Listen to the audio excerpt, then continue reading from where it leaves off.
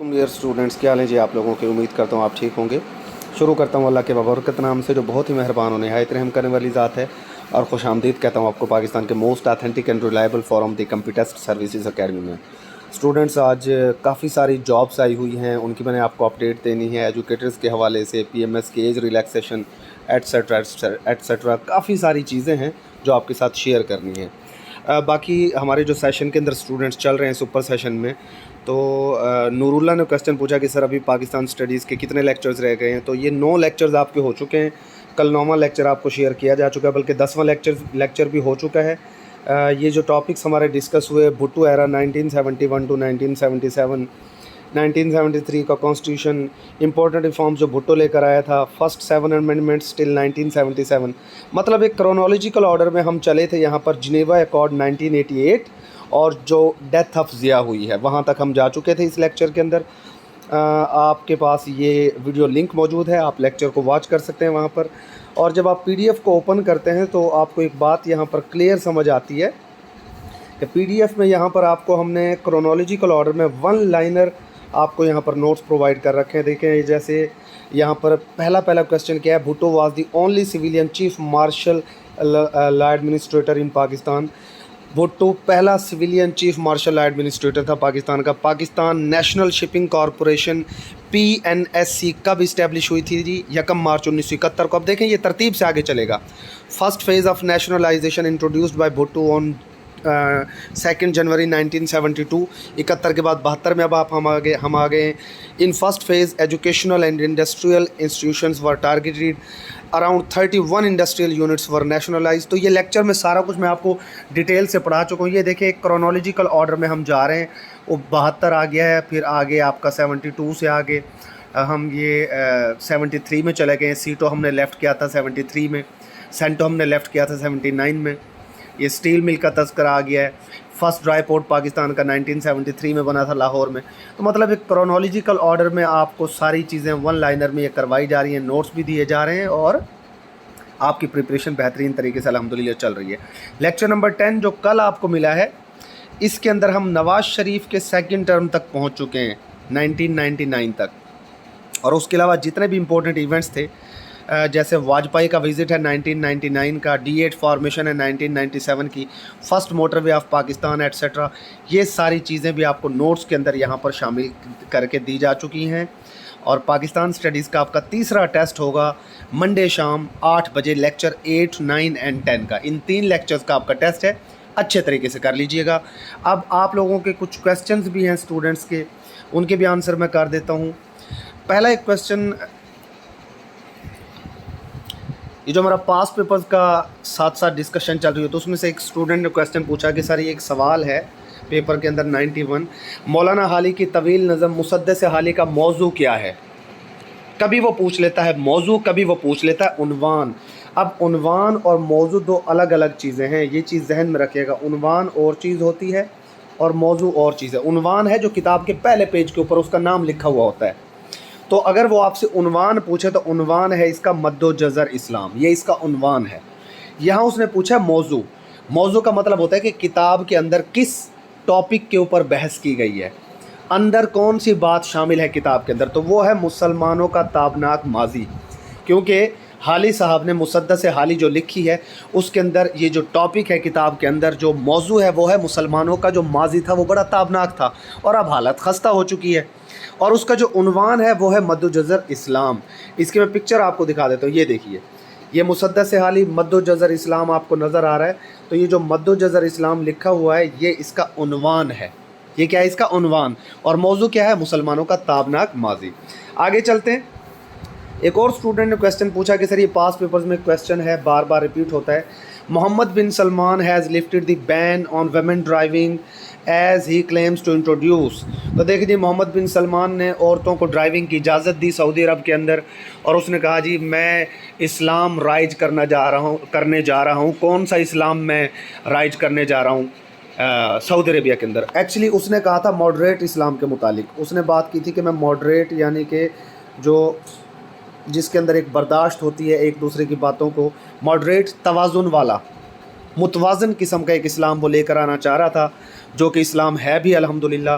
तो यहाँ पर ऑप्शन होना चाहिए था मॉडरेट इस्लाम।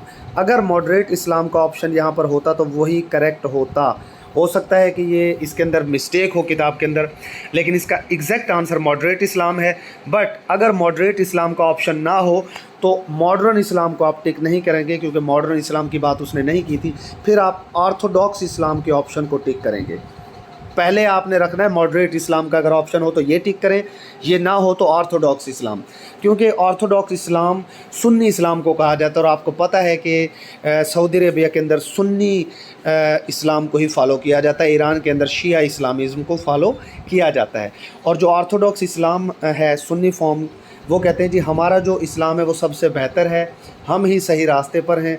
तो इसलिए मोहम्मद बिन सलेमान ने मॉडरेट इस्लाम राइज करने की कोशिश की है। अगर मॉडरेट इस्लाम का ऑप्शन ना हो तो Orthodox Islam is the right answer. ठीक है, तो ये भी आपको जवाब उम्मीद है मिल गया होगा।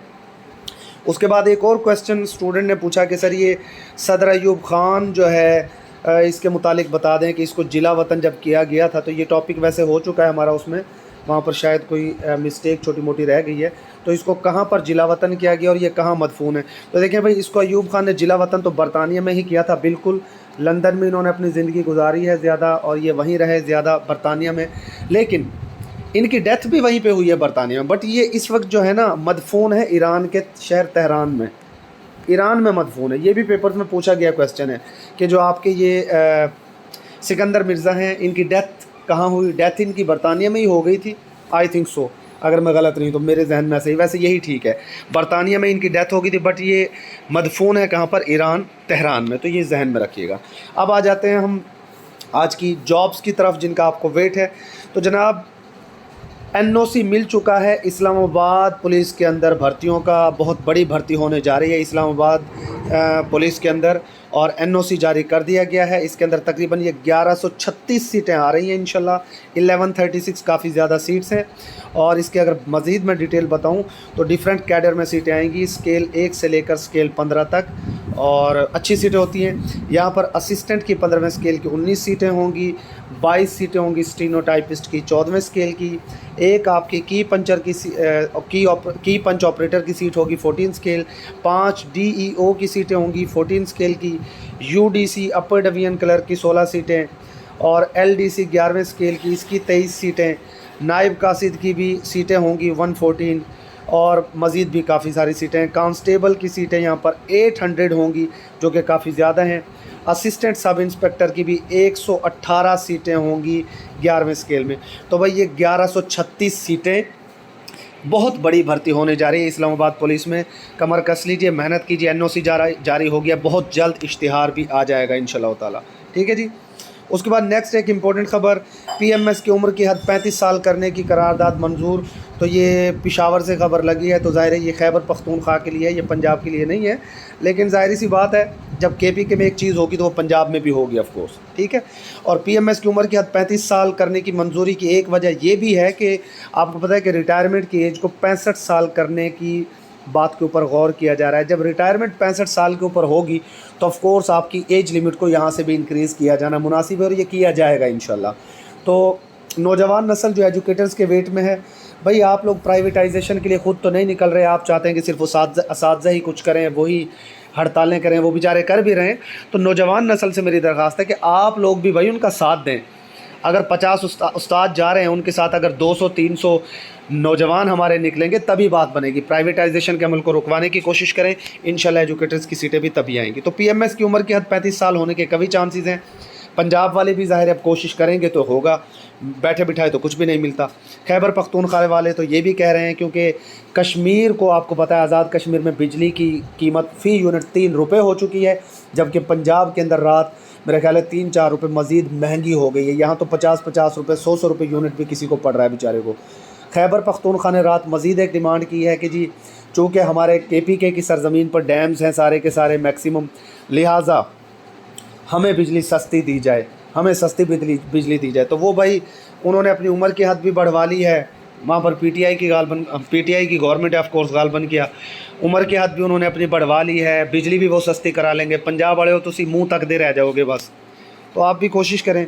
पाकिस्तान आर्मी के अंदर सीटें आई हैं जी परमानेंट कमीशन की, तो ये जो एफएससी के मतलब कैंडिडेट्स हैं ना उनके लिए ज़्यादा बेहतर हैं। यहाँ पर इन्होंने लिखा जी the candidates must have passed both metric and FSC or O level with at least 60% marks in the following subject। ये ग्रुप्स हैं, फिजिक्स मैथ केमिस्ट्री हो, फिजिक्स मैथ कंप्यूटर साइंस हो, या फिजिक्स मैथ स्टैट हो। Physics math यहाँ पर compulsory है। मज़ीद भी यहाँ पर डिटेल चेक कर लीजिएगा। रजिस्ट्रेशन स्टार्ट हो चुकी है 26 मई से। तो कमीशन में अगर आप जाना चाहते हैं जी, जो लोग एलिजिबल हैं, जो बच्चे, वो इसके ऊपर अप्लाई करें www.joinpaknavy.gov.pk। ये बस शामिल हो गई इसके अंदर, मैं इसको शामिल तो नहीं करना चाह रहा था वैसे।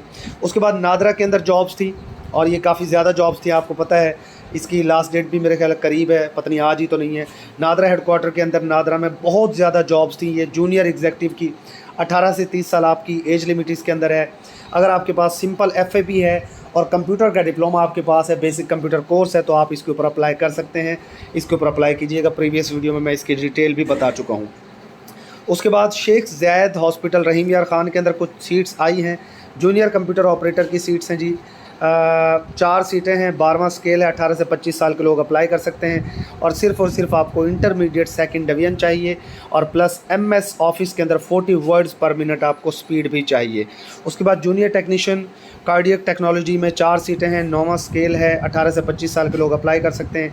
यहाँ पर भी FSC सेकंड डिवीजन आपको चाहिए, और having diploma in the relevant allied health sciences, लेकिन आपके पास डिप्लोमा भी होना चाहिए यहाँ पर रेलेवेंट। उसके बाद जूनियर टेक्नीशियन फार्मेसी टेक्नोलॉजी, ये भी कुछ सीटें हैं। रिसेप्शनिस्ट की भी 2-3 सीटें हैं, तो इसको भी आप देख सकते हैं। जो अप्लाई करना चाहे अप्लाई कर सकता है।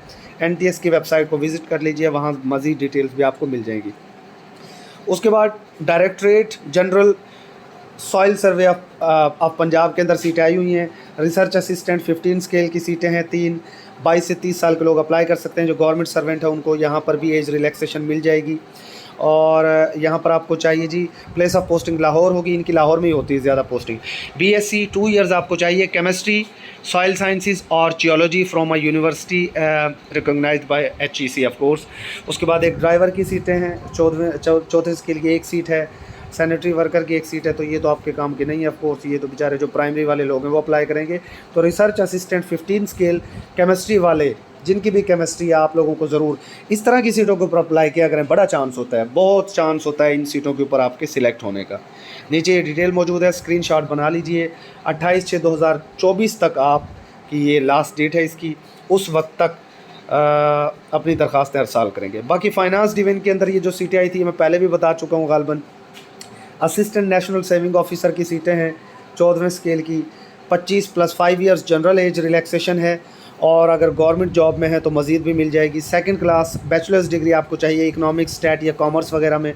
89 सीट्स हैं, काफ़ी ज़्यादा सीटें हैं। स्टेनोटाइपिस्ट 14 स्केल, 25 + 5 वही 30 साल की एज है।